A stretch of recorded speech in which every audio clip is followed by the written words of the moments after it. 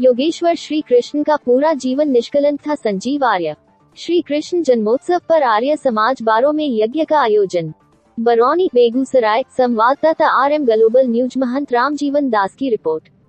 अभेदानंद आश्रम आर्य समाज मंदिर बारों में श्री कृष्ण जन्मोत्सव के उपलक्ष्य में यज्ञ का आयोजन किया गया, जिसके मुख्य यजमान बंगाल का प्रसिद्ध व्यवसाय संजीव आर्य एवं उनकी धर्मपत्नी थे। यज्ञ को आचार्य अरुण प्रकाश आर्य ने संपन्न कराया।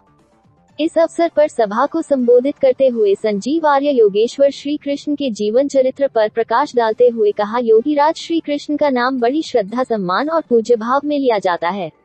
श्री कृष्ण पुण्यात्मा, धर्मात्मा, तपस्वी, त्यागी, योगी, वेदज्ञ, निरहंकारी, कूटनीतिज्ञ, लोकोपकारक आदि अनेक गुणों व विशेषणों से विभूषित थे।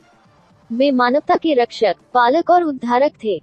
संसार के इतिहास में श्री कृष्ण जैसे निराला, विलक्षण, अद्भुत, अद्वितीय, विश्वबंधुत्व जैसा महापुरुष नहीं मिलेगा।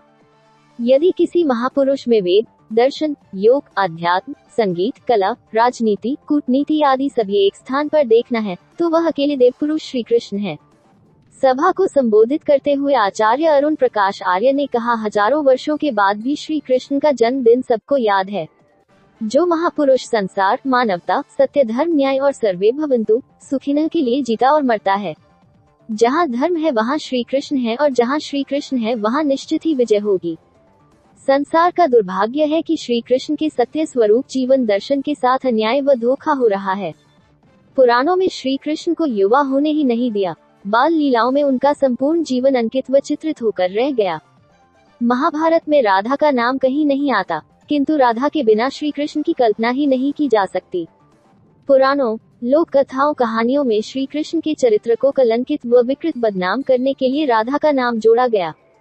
इतिहास में मिलावट की गई। श्री कृष्ण पत्नी व्रता थे, उनकी धर्म पत्नी रुक्मिणी थी। आर्य समाज का उदय सत्य के प्रचार प्रसार और वैदिक धर्म के पुनरुद्धार के लिए हुआ। आर्य समाज महापुरुषों के उज्जवल, प्रेरक, चारित्रिक गरिमा की रक्षा का सदा पक्षधर रहा है।